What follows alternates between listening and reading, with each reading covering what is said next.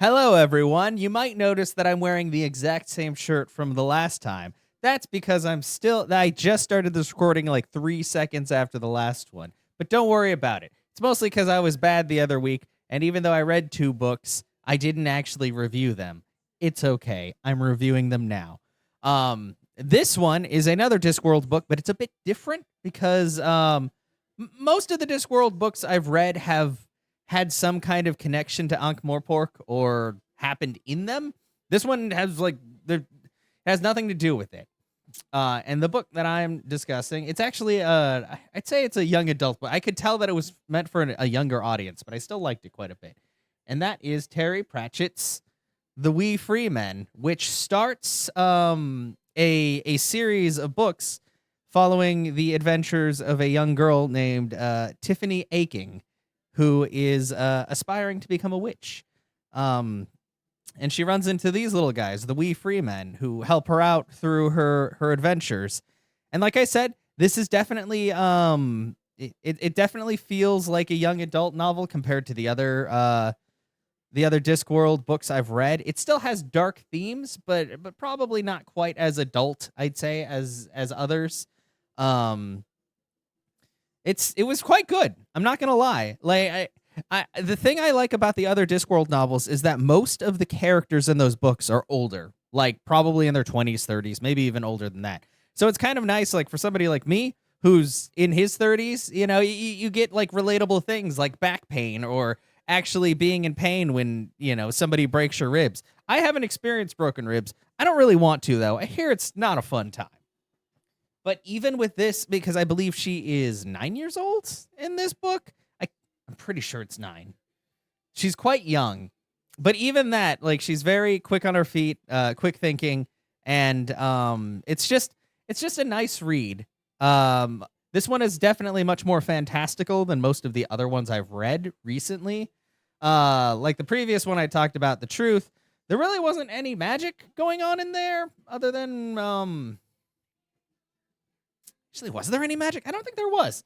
But most of like the Watch books I've read, there's not really a lot of magic. Like there's werewolves and stuff like that, but there's no like magic like when I read Witches Abroad or Weird Sisters and all that, where they were actually, I mean, even though they were using their heads most of the time, they did use actual magic, or any of the wizard books where they use magic. Like those other ones were a bit more down to earth, I'd say.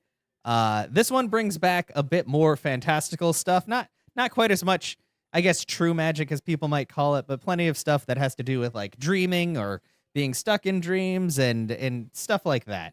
I don't know if that made any sense, but We Free Men, like the only thing I'd say is that some people might find it like a little bit more childish, I guess, than other Pratchett titles. Like when I was looking at reviews on Goodreads, somebody was like, yeah, no, I couldn't really get into this. And I was like, I don't know. I'm 34 years old, but I still thought this was a fun book. Like, even if the protagonist was a young girl, like, she didn't, there was no point where it was just kind of like, oh, yeah, this is a book for young girls. Like, no, it's just, you just follow along and you're like, okay, yeah, I can see why she'd react that way or how she'd do this or why she did this. And just overall, it was quite good. And I'm going to have to, I think the next one is A Hatful of Sky. Let's go back. That's the author's note. Yeah, Hatful of Sky. I'm going to have to look for the rest of the Tiffany Aching series of Discworld novels because I quite like this one, and I want to see exactly how things go in the next few, like what other problems they throw at her and all that, which is nice.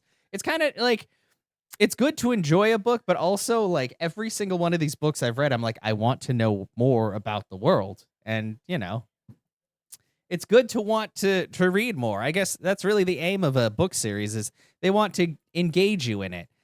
Which was the sad thing about The Long Earth is I really like The Long Earth. And then The Long War was kind of like a grind for me.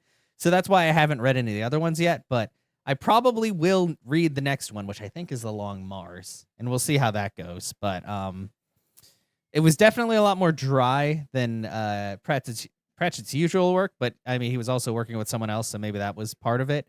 Like, not to crap on any other authors, but sometimes when you work together with somebody else, some stuff gets lost in translation from both sides. But yeah, Like I said, The We Free Men, very good read. I'd consider it more of a young adult title, but I'd say it's good for younger people and also for adults. But I mean, you guys will have to see it for yourselves if you want to read it, or I can always read it. Like I said, in the comments, you guys can always let me know, yay or nay. Like I would like to dictate and do more readings. It's just it takes a very long time to do so because reading with your eyes you can read pretty quick, but reading with your voice you have to slow down a bit because you can't. Like I could get through a page like every 20 seconds or so, but reading, if I tried to do that, I would probably bite my tongue. Anyway, I've rambled enough. Thank you so much for coming to another Chaos Book Review Hour. I gotta remember what the hell this thing's called. Maybe I should like put it on the screen on OBS so I know. Anyway, thank you once again. I hope you guys have a fantastic rest of your day, no matter what you're doing, and I'll see you the next time.